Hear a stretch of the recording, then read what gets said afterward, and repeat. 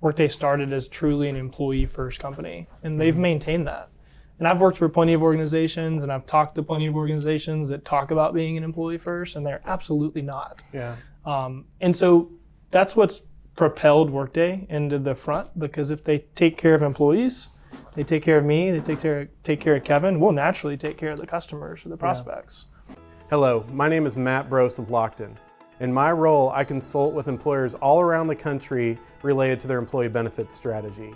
We're in conversations all the time about how to attract the best talent and get the best out of their people. Work ethic, integrity, those are all traits of people that pursue excellence, and it doesn't even stop there. From the boardroom to the storeroom, we're gonna find out what drives those people. Welcome to the excellence culture. This is gonna be an excellent adventure.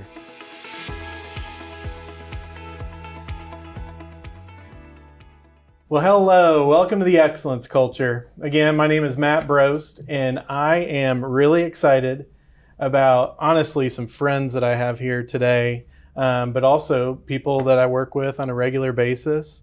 I've got two individuals that I've gotten to know for probably over the course of the last year for sure, and even a little bit more beyond that. But I've got Robert Henson and Kevin Brennan here, and these guys, we partner together working with a lot of the similar people, and you guys work for Workday, which is, we're going to talk about in a little bit, but an awesome thing to offer employers in the market. But I would love just to kind of get this thing started by hearing stories, first of all. On this excellence culture, we usually go past, present, future. But for starters, I'd love to just kind of get an introduction to you guys. If you could, just kind of tell us a little bit about what you're doing right now. And we can start with you, Rob.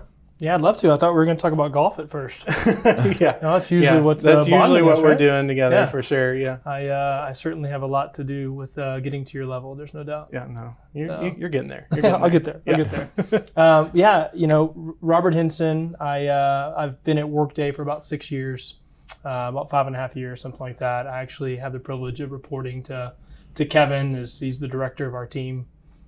Before that, just spent 10 years in technology at various places, had some roles in sales, had some roles in operations, had some roles on the international side, but have really found kind of a home at Workday for sure. Yeah, and you are mainly, selling Workday to employers, mainly in the DFW Metroplex? I am. Okay. I am. We can kind of get into it, but so our team and me personally handle kind of our medium enterprise division at Workday. Yeah. So it's employers or employees under 3,500 employees, okay, or companies under 3,500 employees. And we mainly take care of kind of the central U.S. portion. Okay, cool. Yeah. All right, Kevin, I appreciate you being here. He's kind of the leader of the pack. I've gotten to know a lot of your team. Awesome people. So you obviously are doing pretty amazing at what you do. So yeah, I have the privilege of leading a really good team of individuals that I love working with. Yeah. I've been at Workday now 8.5 years, coming up on 9, all in the same space of our medium enterprise, so covering our prospects who are up to 3,500 employees. We cover what we call TOLA, so Texas, Oklahoma, Louisiana, Arkansas, but really here in the Dallas Metroplex is where we do most of our business and work with those employers. So before this, I spent 10 years at another HR technology software. Okay. So my whole life is working with companies and organizations to help streamline that back office. Yeah. Love it. Love it. Okay, so we got introductions out of the way. Y'all know who I am. But I would love to first, because this isn't intended to be, a commercial for Workday or anything like this. This is intended for me to spend time with you guys, to hear what makes you tick and why y'all have become somebody that just, what you do very well. And I've seen it from my vantage point for sure. And people I even talk to in the market, they see it. And so I would love, Rob, start with you. I'd love to just kind of hear a little bit about where you grew up, what kind of family dynamic you grew up and maybe we can kind of get to college a little bit. And so Yeah. I know we've got to talk about college. Just so you know, he went to A&M. I do. I had to get through that. He had to get through it with me. I know. We're over it. We're over it. We're over it. I don't know. I think we're over it. Yeah, give us maybe until next year. Next year. Yeah. Yeah, unfortunately, I mean, he's a big Texas fan too. So Yeah. I mean, I'm totally outnumbered here. You're sandwiched. I'm sandwiched. I don't like it. For sure. But We should cut. Tell me a little bit about your upbringing. Yeah, kind of a unique background from ending up where I'm at now. I don't know if you know this, but so my family owns a farm and ranch essentially. So we own an Angus cattle ranch. My mom and dad were both, certainly blue collar workers. My dad worked for Union Pacific Railroad. We ran the Angus cattle ranch on the side, mainly production agriculture, cow-calf operation. So grew up in 4-H and FFA. Never, certainly not anywhere near kind of the technology world. I often make the joke that I didn't even game back then, didn't have a Nintendo or anything technology, So you didn't play Kung Fu? Didn't play Kung Fu, had no idea. Went to a small town, Franklin, Texas, graduated with 72 people in my class, something like that. But we're about 25 miles outside of College Station. So I had a strong desire to go to A&M, but I was also kind of destined to go to A&M. And so, luckily, had a good amount of scholarships as related to agriculture. Okay. And through my time in FFA, and so was able to, get into A&M and kind of pay for a large chunk of it. And so that's kind of what brought me to Texas A&M. Okay. Well, I got to dig into that a little bit. And so growing up on a ranch, coincidentally, one of the last people I interviewed was Levi Smith, the CEO of Franklin Building Supply, and he grew up on a ranch too. Love it. And so he had some stories to share. But tell me a little bit about what that was like, kind of growing up on the ranch. What was the morning like? Were you getting your hands dirty right at the beginning of the day, or? Yeah, it's interesting. So it's a completely different lifestyle. It's actually, I have two little boys, and you know this a bit, but that are 7 and 6, and I often think I want them to grow up in that particular atmosphere for sure. So my dad was an engineer for Union Pacific Railroad, so he was working a lot, and so there was a good amount of stuff for us to do on the ranch. And so it's not every morning, but I think we certainly had the rule that the animals got fed before we got fed. Yeah. And there were plenty of mornings in December where I'm busting ponds that were frozen over and water troughs that are frozen over, and I'm up in the middle of the night checking cows that are about to calve or something like that, for sure. Yeah. Just a different way of life. And what's interesting though, to kind of get back to technology, is I grew up in that really strong agricultural connection, but I don't know that I ever necessarily felt like I was going to end up in that place. So high school, I got into leadership workshops and speaking and some other things, and had no idea what I wanted to do with my life, but kind of felt like I could be an advocate for agriculture. And so I went to A&M, started out in agribusiness, transferred majors, and at that point kind of realized that essentially I could be an advocate for agriculture, which I still am today, but I could be doing something completely different. Okay. Which has kind of led me to tech and some other things too, Yeah. but I'm still pretty heavily involved in FFA and really kind of promoting that particular organization a lot for kind of the diversity, I guess, if you will, of learning how to feed animals and learning all of this really hard-working type stuff. Yeah. It's unique. It's a unique background. Unique, and that's a really good story, man. Yeah. That's really good. Kevin, can you back that up? Tell me a little bit. No, tell me a little bit about your upbringing, man. Yeah, no, I polar opposite, I would say than Robert. So I grew up in kind of two different areas. So I grew up in Southern California. Okay. And then in 1994, we moved to Georgetown, Texas, which is just north of Austin, where that became my love for the Longhorns and watching them grow up in those formidable years. Definitely not on a farm. Southern California, what city was that? Mission Viejo. Okay, cool. So just south of Anaheim a little bit. My grandfather was a detective in the LAPD back in the day, so it was really, really cool. My dad grew up there. My mom is from Brennan, Texas, so big city and small town, home of Bluebell. So they met a little bit later in life, when they were out and working, and my dad, being from LA, was actually living in Dallas when they met. Okay. So they were here. My mom was a flight attendant, so she was traveling and doing that stuff, and they finally met each other doing that. So grew up there, moved to Georgetown, a little bit bigger of a city there. And then when I graduated there from playing football in high school, I got a scholarship to play football at Harding University. So I went from a bigger town, bigger high school of, graduating with a couple thousand to a small school where we had a couple of thousand kids in the whole school. Yeah. So kind of the polar opposite. You're a big man of on Robert. campus, I would imagine. And I was a man on campus. There was a campus, bigger and I was man there. than he is now, though. There's no Yeah, doubt. I was lucky enough. I was an offensive lineman back in the day. Trimmed down a little bit, but I didn't need it. But it was when you go to a school like that, you're not thinking like, hey, I'm going to try to go to the NFL. You really are doing it for. There is the camaraderie of it. There is there are some strong friendships there. But you're going there for school, and what's life after football. That's just a lucky thing that we get to do there to, pay for school and kind of get through that. So, went to Harding, did that, met my lovely wife there. She was a couple years younger than me, so I got to find a few more years to work and go to school. So I got my master's degree from Harding as well. And then as soon as I graduated with my master's and her with her undergraduate, we moved to North Richland Hills, so where we still live today. Awesome. Yeah. Awesome. Love it. So both of y'all have very different upbringings, so we validated that for sure. But I also know both of you guys are amazing dads. And so I would love to hear, just really quick, if you're thinking about your upbringing, something that you learned, or maybe you learned it the hard way where you want to do it different even. But something that you learned that you feel like you're applying to your role as a father right now. Yeah, I think life is. I think there's like some pivotal moments in your life that you could almost write a book about. So there was this unique pivotal moment in my life. I was probably 10 or 11 years old, and my dad and I went to go help build fence. So to make extra money, my dad built chain link fence for any particular organization that would pay him, essentially. And so we were building this particular chain link fence. A guy was pouring some concrete, and I was just standing there like a normal 10-year-old would do. And my dad jumped on me so hard.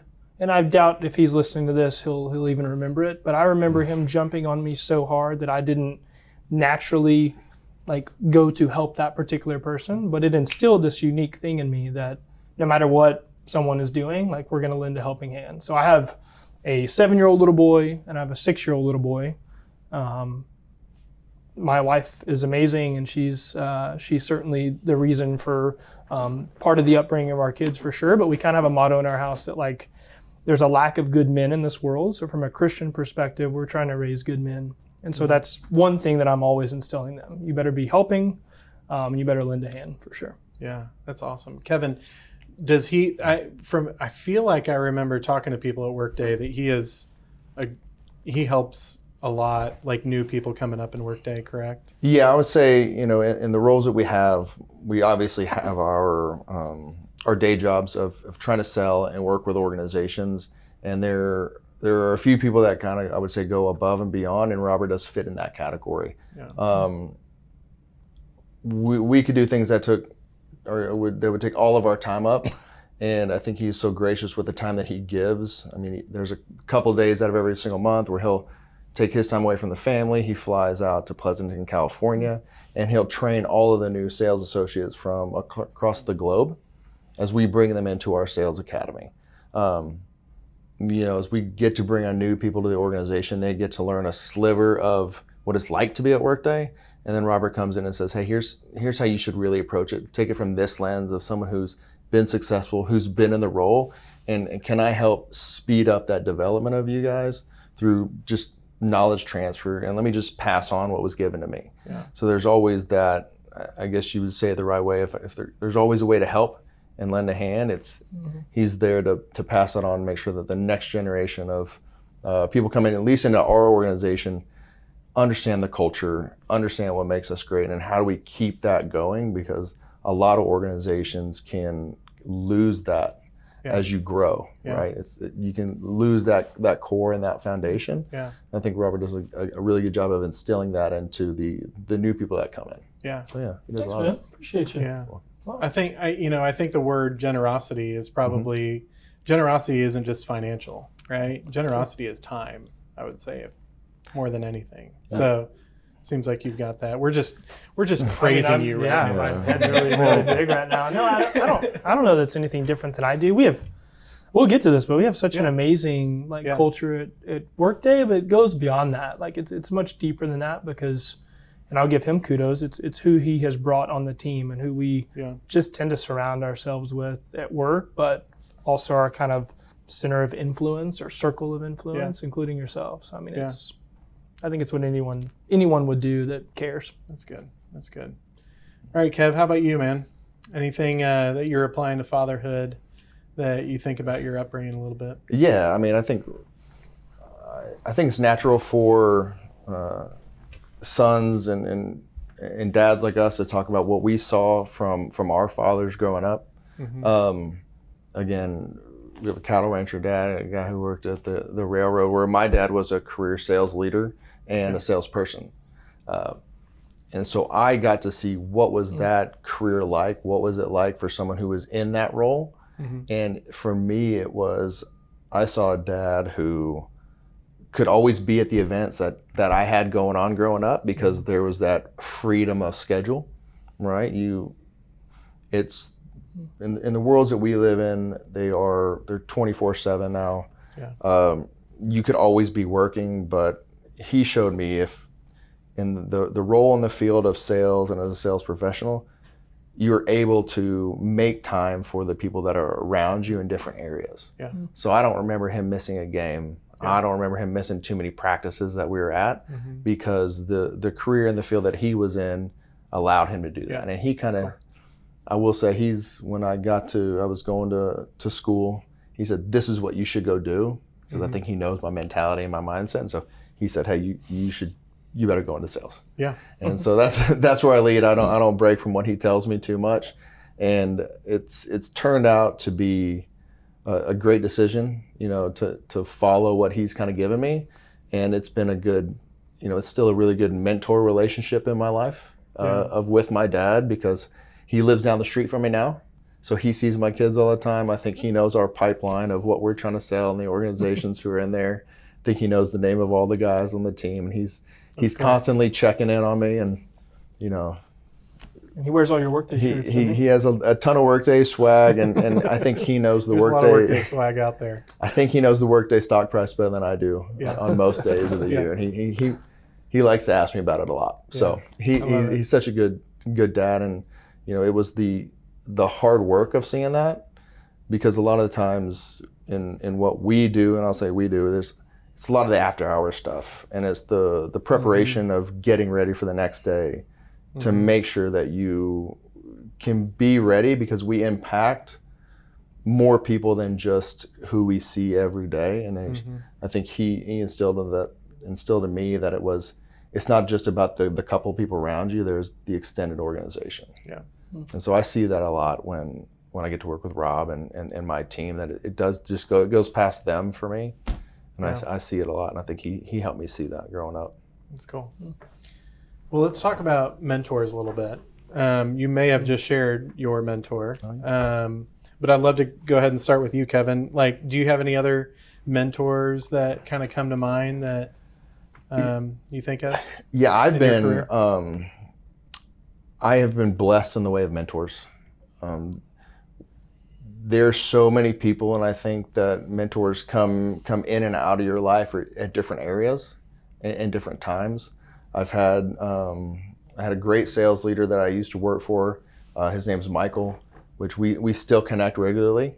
We work for two competing organizations now, but we still get to talk and still do that stuff. And he was the guy who taught me how to be a sales professional when I came into the organization.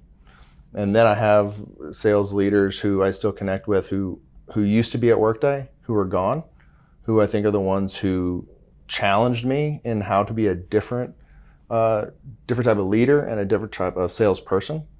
I think back to I call him a friend now. His name's Crandall.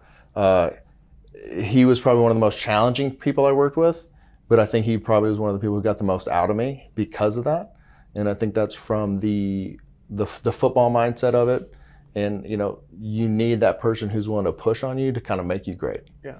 And so, I mean, between, Michael and Crandall, and I can lead it up to our current boss, Kevin, just some great men, some great leaders, some great dads who have taught me how to do things, I think, the right way with hard work and effort, and how do I instill that down. So there's some really good guys in my life that I can lean on for that. That's good. Good. How about you, Rob? Yeah, tons of mentors actually. But I might take that answer in a different way, I think, because I've always kind of looked at kind of 4 areas, like physical, spiritual, emotional, and social. Mm-hmm. So like kind of have someone that you look up to in each one of those particular times. And so obviously my dad is a huge mentor of mine, and he kind of serves this unique role over here. And he's asked me, what I do for a living, 457 times, right? And I tried to tell him different ways of what that works. And that's just kind of the mantra that we have together. But he keeps me grounded in a lot, different ways. I have kind of a spiritual mentor that I certainly go to for life, but also to kind of talk through, those big moments in our life. And then, it's interesting. I think people, but also I think men just also need other people around them. So at work, for instance, I have a group that is kind of veteran folks that have been around for a while that we get together every couple of weeks and we sort of talk through that. And I do see them, even though they're peers, as mentors. Yeah. And I think they see collectively. Collectively, I think they see that as well. It'd be amiss if I didn't just talked about Kevin too. I mean, as a mentor, Kevin has a really unique way of leading a particular team, not as a spreadsheet leader, not as a leader that simply forecasts and simply looks at sales numbers, but someone that actually kind of takes you underneath their wing and teaches you what he knows, and isn't afraid to say he doesn't know, and I'll go figure it out. And that's the definition of leadership, but it's certainly the definition of mentor. Yeah, I love that. So there was a period of time where you guys collided, right? And and we were talking about this earlier, but I'd love to go there. Kevin, obviously you've been at Workday for longer. When did Rob and the opportunity for him to work with Workday kind of get on the horizon? Yeah, I think as I think back about the amount of time I've been here, that means we've probably known each other now 11, maybe 12 years now. Okay. I was introduced to Rob through one of the gentlemen who used to work for me at my previous company. And through that one interaction, we just started, I think we clicked pretty well, and we started hanging out. Just kind of, I guess, like us, we started off with a really cool golf friendship and relationship. Yeah. Robert worked at a different organization from me, and we still use that as we would network because I was in the sales capacity, so was he, and we were calling on the same people, the same organizations. We figured, hey, how does that mold together? And I think you learn a lot about somebody when you get to play golf with them. You do. Right? There's no doubt. It's one of those sports where you call a penalty on yourself. You can't hide it. Your actions on the course, how do you handle that situation? It's challenging. It's the funnest game in the world. It's also the hardest game in the world, and you love it one day and you hate it the next. But we had built a relationship over that. And then you got through the agginess. I got through the agginess. I don't hold it against him. We can't all be right. That's it's amazing because I'm not a head case on the golf course, dude. I'm loving hearing this. And so he can get to a dark spot for golf, but I think that's everybody. But I was lucky enough to have some very early on success in my sales career at Workday. My leader, Crandall, I talked about, got promoted, and I was his succession plan and heir apparent. And so as soon as I got the role, Robert was actually the first phone call that I made to backfill me and to come into the organization. So I was praying. I was like, hopefully he says yes, because he's got the it thing. People love to talk to him. He's very inclusive. And so he originally told me no when I asked him to come to Workday, which was fitting, I think. It took him, I think, probably about an hour and a half to call me back with let's talk some more. And then took a couple of lunches and some convincing. I think it was probably one of the best sales jobs I've done. and it's been just a great experience, top to bottom so far. I will say he's in the role that I was in, where I took over. I always tell people that Robert's my succession plan, and I thought we basically lead a team together. I just get the fun title and the responsibility of it. He just gets to do a lot of the work that helps me out. Yeah, that's cool. Yeah, I told him no. Yeah. I was just in this unique place where I was. But that was a very short no. It was a short no. Yeah. I think actually what happened, to give credit to my wife, Megan, I called her and said, hey, it's a unique opportunity. She goes, is it less travel because you have a 1.5-year-old at home? I said, I think so. She's like, then you need to call him back. You need to reconsider. Yeah, exactly. So that's actually what happened. So how long did that, I guess, interview process, whatever process was, how long did that take? From that moment to you working for Workday? Yeah, Workday's extremely selective on who they hire. Yeah. I think I can say this, but I mean, ultimately, I think, Kevin wanted me, and there was a couple others, but it still takes, 40, 50 days, something like that. Yeah. It's a group hiring effort at Workday. Yeah. And to Kevin's credit, but also to Workday's credit, like they wanted plenty of people to say yes, and or plenty of people to voice a concern. And so I see that now because I help interview a ton of people. Yeah. But we go through 5, 6, 7 rounds of interviews. We go through presentations. We go through a multitude of things. Gotcha. Because it's a little different. I mean, not to take it in a different way, but we have sales titles, but what we really do is talk to the entire C-suite about what Workday does. Yeah. And so what Workday tries to do, and I think what Kevin tried to do, is put together a team that could sort of talk to each particular executive. And so you've got someone that's really comfortable with CIOs, you've got someone that's comfortable with CFOs, you've got someone that's comfortable with chief people officers. And so the collective makes the group really great. Yeah, I love that. Yeah. I love that. Well, Kevin, I know I would like to first kind of talk about just Workday as a whole and the culture of Workday, because, for most people that are watching this, they see Workday commercials. They see Workday logos on athletes. It makes this assumption that it's probably a cool place to work. But then sometimes that's not reality. But from what I've found with you guys is that Workday does seem like a really good place to work.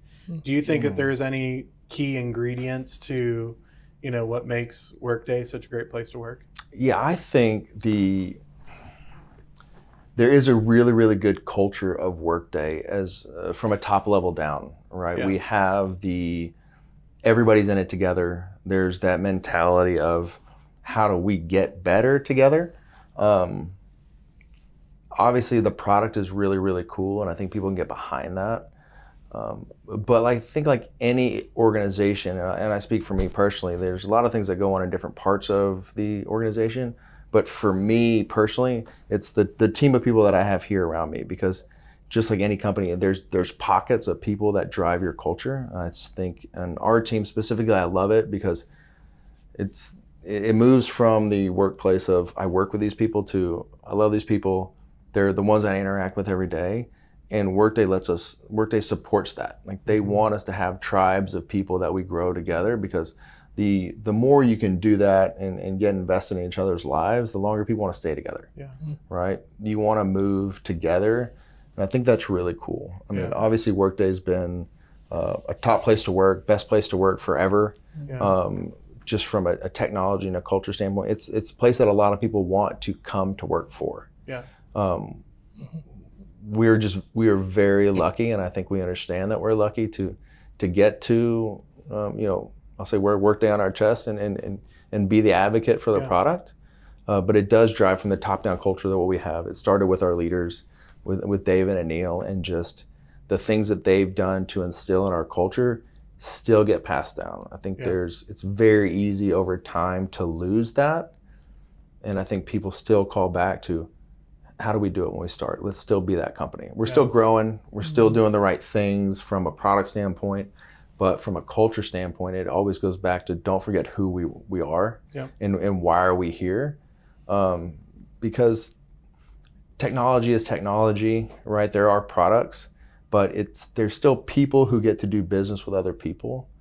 And Workday allows us to do that, and the culture's really, really free for that. Yeah. So we have a fun spot that we get to be in for. That's cool because Workday's been around for 18 years or so. Yep. And so they've kept that going for a long time. At Lockton, we were started by a guy named Jack Lockton. Yeah. And he's not around anymore, but he instilled this amazing framework of what's created Lockton to be such an amazing organization. And I was just at a conference just recently to where they fiercely keep that culture that Jack created, even though he's not here anymore, in a really amazing way. And you got to be so intentional to do that, right? Like that doesn't just happen because naturally, that those foundational things can slide away. Yeah, the intentionality of things, it's easy to say it, it's hard to do. Yeah. And you have to have a couple of people that are there who are the cheerleaders of those cultures to say, don't forget why we're here. Yeah. And I think Lockton does it just like Workday, and they're two great organizations in that way. Yeah. Because you see cultures and companies who lose their way a lot. Yeah. And so it's kind of fun to be with one that, and get to be surrounded with people who kind of see that as well. That's cool. Well, I think it started that way, this isn't a pitch for Workday. It's more about if anyone's listening or any of us that started our own business one day, but Workday started as truly an employee-first company, and they've maintained that.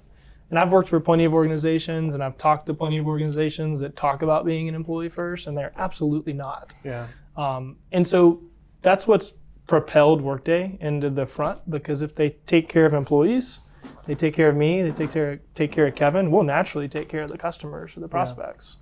And I think that's really hard to do, and they've done a phenomenal job at it. Yeah. I also think that there's a lot of things with the Workdays and a couple other companies that we live in a world right now, especially in 2023. And I actually, going back, I tell my dad all this all the time, is that there's no more work-life balance. Yeah. There's no such thing as like turning it off and then go doing life. Especially in sales. Especially where we are, but I can't hardly name any role that is. It's more about work-life mesh. Yeah. So can your work and your life mesh in a way that you're happy, your family is happy, your coworkers are happy, your company is happy, and Workday does a tremendous job at that. Yeah. I have full freedom of running my side of the business and getting things done. Yeah, that's cool. Yeah, I think we have, and I think this blends into you and to us, is that there are some things you sell that are to specific pieces of the business. Yeah. And for our realm, is we're calling into the parts of the organization that deal with the employee experience. Yeah. So not only do we get to see it from our level, we get to see it from, if we're going to work with hundreds of organizations, we're in there with their culture team. Yeah. What are they doing and what are they striving to get to? So we get to see every day, like, well, here's how this company's doing it, and here's how this company's doing it. And so it does shine a light on, like, we got something pretty cool. Yeah. Yeah. And it's our fun job is we get to try to, how do we help those organizations get to where they want to be? And just, we get to figure out what every company's doing here in Dallas and how do they do it and what do they want? Yeah. And so I think the same thing with you, right? You're in there trying to help them from the employee and the benefits side, and just getting ingrained to see what companies do is kind of fun. Yeah. Well, I think, this might be a little delayed because we went from you guys colliding, getting together and talking a little bit more about Workday. But either one of you or both of you, share with me what Workday is and share with the audience what Workday is. Yeah, you want to go? I'm going to give it to you. You're the sales guy. Yeah, sure. The elevator pitch, right? No, let's take it a step further. So Workday was founded off the backbone of a very traditional ERP system called PeopleSoft. And our particular founders had created that. I won't go into the whole story there.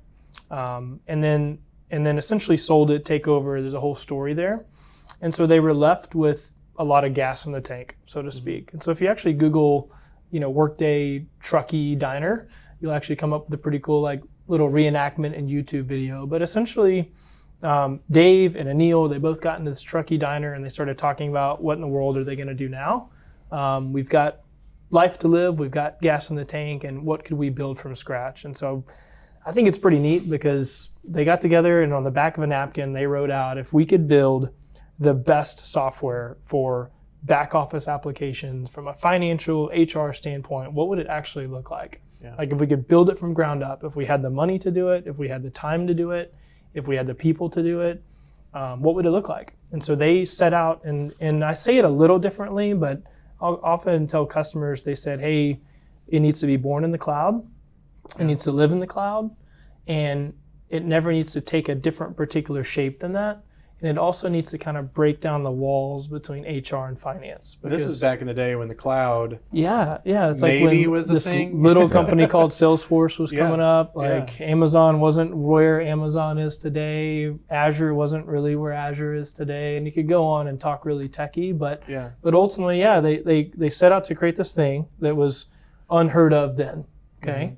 And it was backed really well, and a lot of people got on board. And so we've only seen this extreme steady incline. And I'll kind of say it this way, like they put the foundation in place to then to get lucky as it relates to people actually promoting and wanting to do things in the cloud. And so from an HR standpoint, people are happy to put their people data in the cloud. Shortly thereafter, people are happy to put their financial data in the cloud.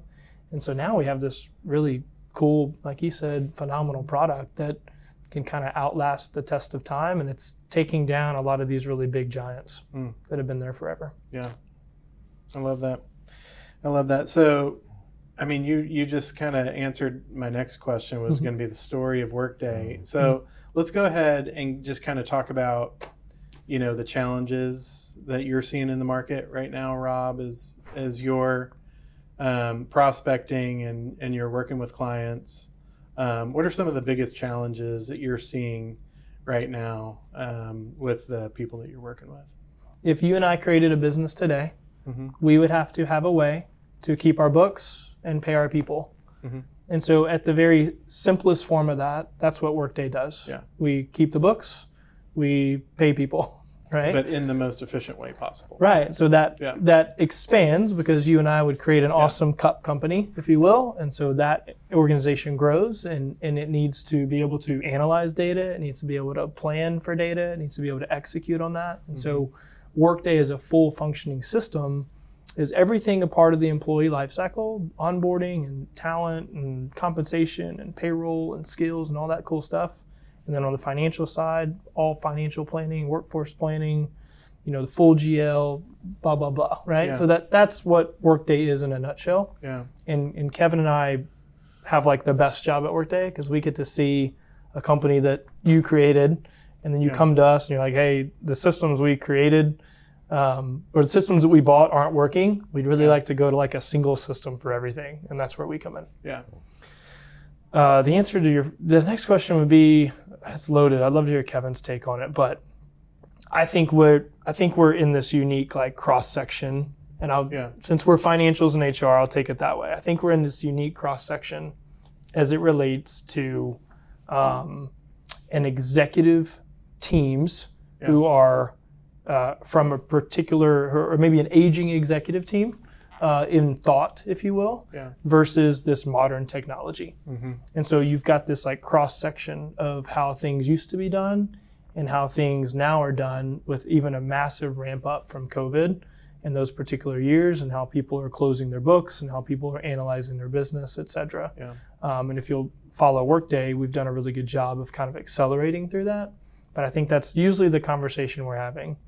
And then on the HR side, most of the conversations we're having it's a unique cross-section too of how do we attract and retain talent. 2021, 2022 really changed the entire game of what people are from a culture standpoint. So, I made the joke earlier, right? That like 5 years ago, the way you attracted millennials was get pizza in the break room, buy a foosball table, and like play ping pong during break. And now that's not the case. They don't want to be in the office. They're willing to take actual less money to be at home. And so the culture of a company is now, and this is actually Kevin's quote, the culture of a company is no longer the office, it's the four walls in your house. Yeah. And so chief people officers, HR leaders, and some really fantastic people are trying to figure out what we do in that circumstance. Yeah. That's good. You got anything to add? I think you nailed it. I mean, Workday is unique in the idea of what we do in a product And I say that because the original creation of Workday was to be an enterprise application. Yeah. It was to go after the giants. Mm-hmm. And Workday has done that so well. I mean, we have 50% of the Fortune 500. I think it's 70% of the Fortune 50. But what people don't really see from that, because they might see the big logos of the companies that we have, but most of our customer base is not that, right? It's these emerging companies who are coming up, who are dealing with these challenges of being, they're coming up. They've started something, and as they're growing their infrastructure, right? As, hey, we're 50 people today, and then, okay, now we're 300, now we're 1,000. Well, they've just bought all these different technologies to try to run it because they needed it at that point. And now they get to a spot where, okay, we're 2,000 people, and like, why do we have 20 systems doing this? Yeah. And because the worker is now, they're going at home, how do you manage all this stuff together, right? And so it's then now come to us to say, we need a single system, because they need to be able to deliver that easily to their employees, because the job of whatever the company is not to have their employees using back office systems. Yeah. They're trying to do something, they're trying to create something that's awesome, and they need to be able to get into an application that's really, really easy, and they need to be able to take time off. Yeah. They need to do the benefit enrollment. They need to apply for a new job. They need to get in and get out of that technology fast so they can do what they're really there for. Yeah. And I think Workday does a really, really good job of not just meeting the organizations where they're at, but meeting the employee where they're at to make that easier. Yeah. Right? So is that you obviously see wins across, not just Rob's wins, but Rob wins on your whole team. Yep. Is that efficiency and the fact that everything is in one place the reason why you guys win, business? Yeah, and I think that's a big reason. There are the efficiencies, but I think what you find out is that, and we'll take it from the lens of an HR user, like nobody got in to be an HR person, to be stuck in spreadsheets and to be stuck in systems to do personnel action forms and things like that. They got into HR to help people, to be in the organizations to make them better. And when you have a ton of systems in an organization, or they have some that don't offer what they need from an efficiency standpoint, they're stuck in that mode. Yeah. And when Workday can come in there and say, here's how we actually automate. Yeah. Here's not just one way to do a simple process, but because your type of organization, here's 20 different ways this can happen. And when you can have that scalability, you give people back time. We have a customer here in Dallas who I mention a lot. I won't mention their name, but they're 1,700 employees. Before they came to Workday, their HR team was doing 2,000 manual transactions inside their department every single month. Right? That's a lot. Like if you want to change a name somewhere, you got to change it 20 spots. The first month on Workday, they got to under 50 manual things. So they got back a ton of time for their people, which let them push into how do they get their culture pushed out, which they have a great organization, a great culture, but they got to invest in the people. And it was really, really cool to see, because now they can grow to 3,000 or 4,000 people without having to add any more headcount to support them. Yeah. So they get to scale and grow without having to add bodies to do a lot of that stuff, because the manual's gone. So that complete automation's there, which is really, really cool. And when we get to help out an organization get to what they want to be, that's just fun to see. Yeah. I mean, it's just 100%. Neat, Yeah. And I think the crux of your question too, to like bring it back to the excellence culture too, and we'll talk about Workday a tad, but we also, like you talked about wins and things like that. I don't know, it's like deeper than wins. It's like from the outside looking in, you can't understand it. From the inside looking out, you can't explain it. Anybody know where that's from? No. It's on a bunch of Texas A&M t-shirts. I should have worn it. I think that was General Patton. But no, I think about that. We're not. You got to keep it in.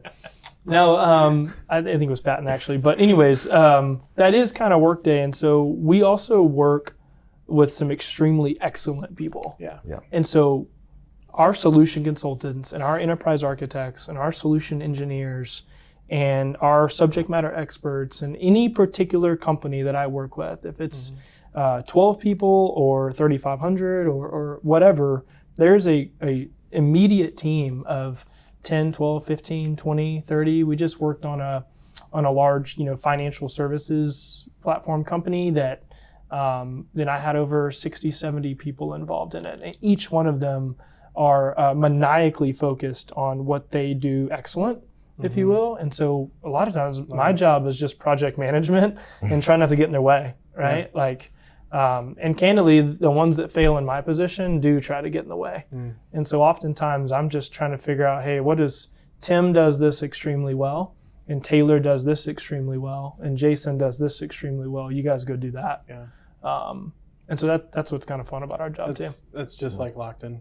I mean, we have the best associates in the world. And the best thing we can do is just not get in the way. Exactly. For sure. Exactly. For sure. Yeah.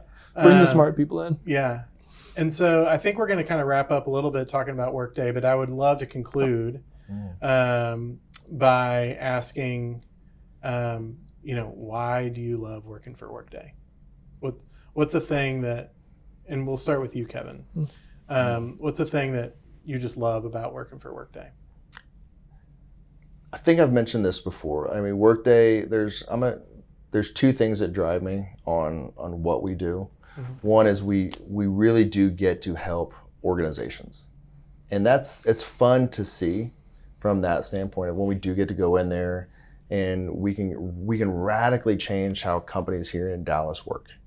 Right? And then we get to invest in that culture, and then they become champions of what we do. And I think we've built some very, very cool friendships outside of, you move from that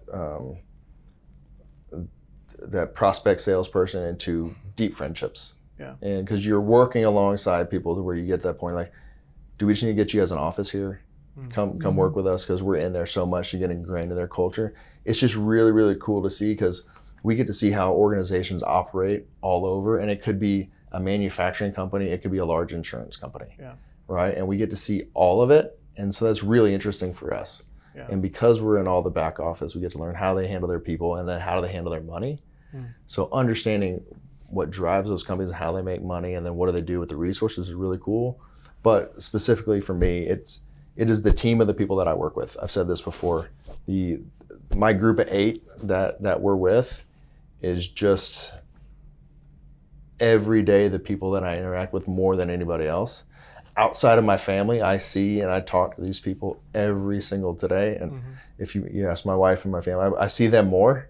But it's really easy when you find a group of people that you get to work with, and you even move from, hey, I work with these people, and then, hey, I respect these people a lot. Hey, I love these guys. They're great. And then their families become ingrained in your families, and that stuff that becomes really, really big. And that's what I was talking about before, that it's easy to want to work really, really hard and try to be excellent and try to be good, because it's not just for me, but it's for Robert, and it's for his 2 kids and for his wife, which then bleeds into, Steve and Jason and Kyle and Dustin and Jonathan. It's like, it starts getting real, real deep, and your sphere of influence and your web is out there.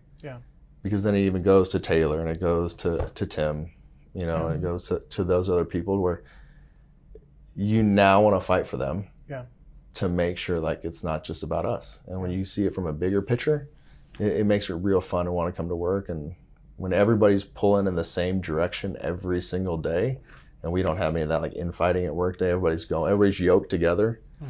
When you become yoked with somebody and you're pulling in that same direction, you could do a lot of really cool things. Someone trying to do something by themselves versus being tied with a group. I mean, totally. The power of that is just pretty fun. And it's fun to be a part of. I love it. How about you, Rob? Yeah, I was just trying to think of the author of this book, and if you know it, tell me, but there's this book it's a funny title, it's called Getting Naked, so be careful what you search on Google.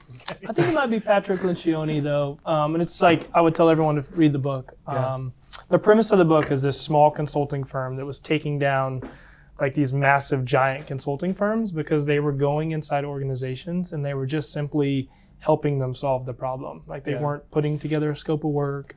They weren't committeeing things to think about stuff. They weren't bringing in 18 suits to solve the problem. They would just kind of show up and like whiteboard it.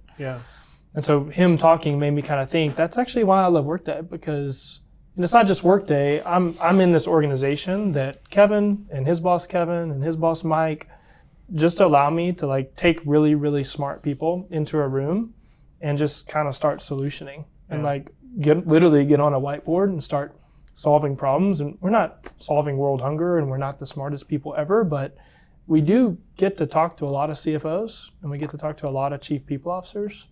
And so we hear things and we can simply regurgitate those.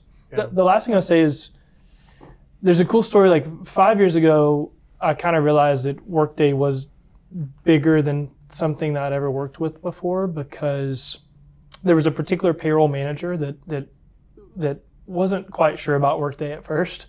But she shared with me that she would work her 40 hours a week at the office, and then she'd come home and she'd work 2 hours a night.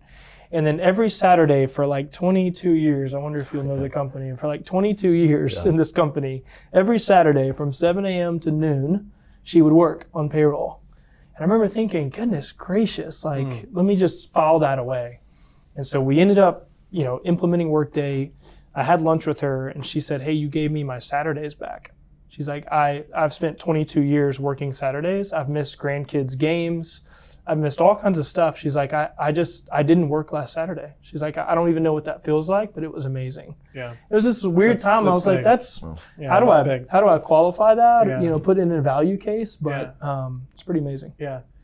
And I think from my perspective, when there's a company that's a client of ours or a prospect of ours that Workday is involved in their business, it immediately qualifies that company as a company that cares about how well their company runs, and which is huge for us. We want to work with the same kind of people, so that says a lot.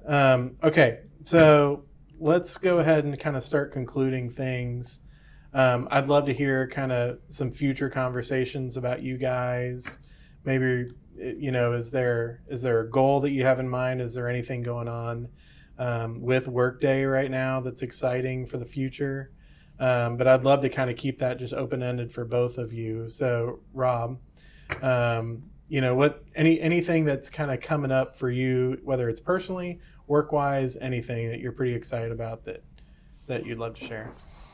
Yeah, I don't know that I have a great answer for that. From a Workday standpoint, my pay grade's like way down here. So, we just released some stuff on generative AI and things like that, but I won't even talk there. Like from a personal standpoint, raising 2 little boys and being involved in the various kind of things that I'm in from a personal standpoint, it's just trying to figure out how to balance all of that, how to say no to some things, how to say yes to the right things, and just continue kind of surrounding myself with really good people and mentors. So nothing too exciting, to be honest with you.